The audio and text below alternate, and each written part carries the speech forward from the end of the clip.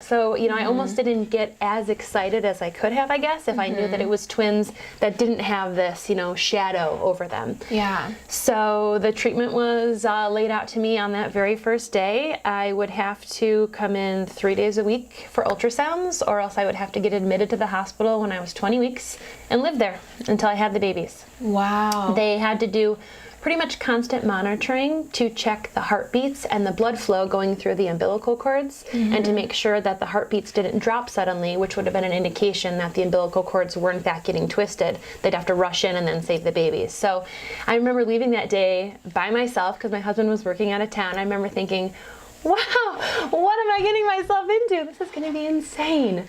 So at that point, I was working in healthcare management, running hospitals and medical centers. I had a daughter who was 1, and I was faced with the fact of having to move into a hospital in just a few short months, or else find an alternative to keep working, keeping a mother, a mom, a wife, a volunteer, all the other things I do, and going to a hospital for 4 hours a day, 3 times a week.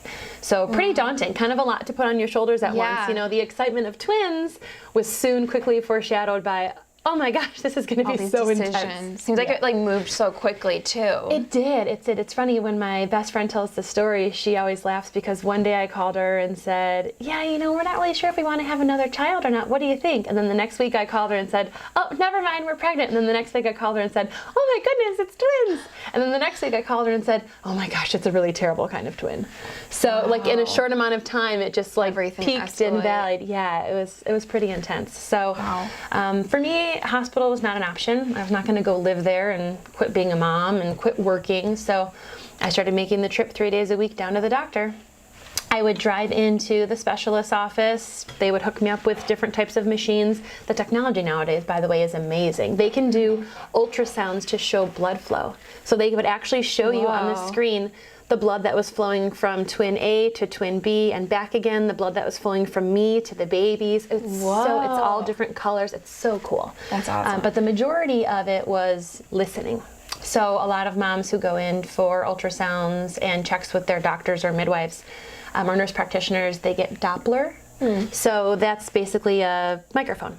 You put it on the baby, you can hear the heartbeat, they'll turn it up for you sometimes, you can hear how fast the heart is beating. And what they were doing was 2 different, one for twin A and one for twin B, so that they could test and just make sure that over an extended amount of time, there were no big drops in the heart rate. That would have indicated that the cords were twisting and the blood supply was getting choked out.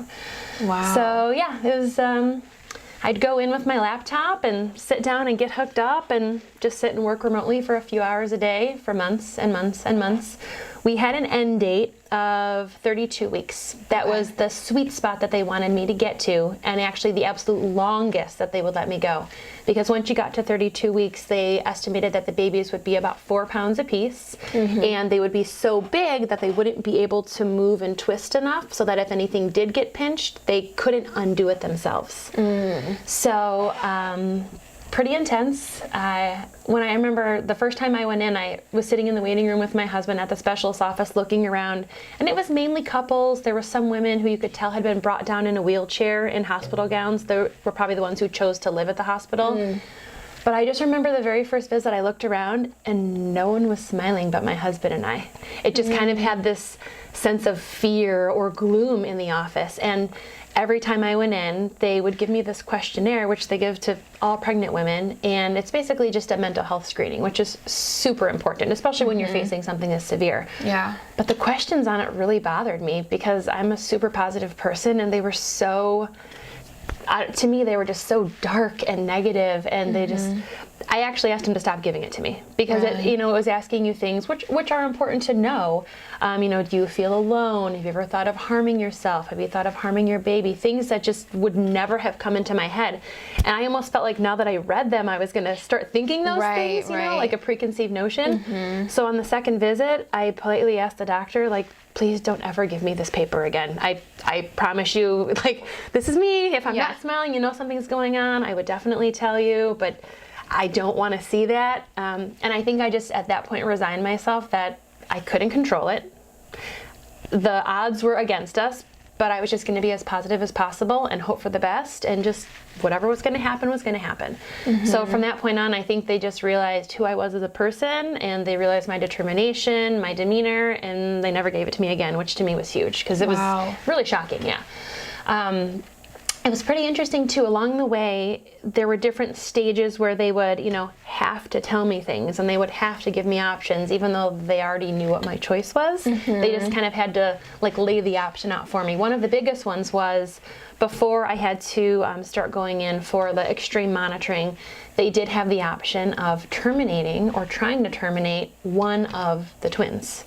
So if I had chosen to do that, it was super risky. I want to say it was around a 20 or 25% success rate that both of the babies would not die. So one would be terminated, the other would live.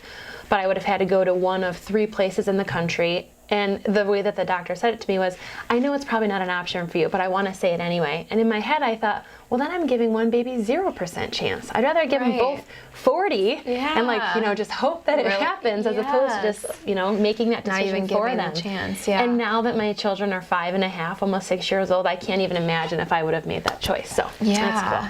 But it was pretty interesting. It was a long process. As I kept going in, I would, see moms dropping off and new moms coming in.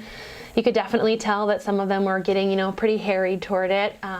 It's draining. I could see why a lot of people would want to stay in the hospital for all of that.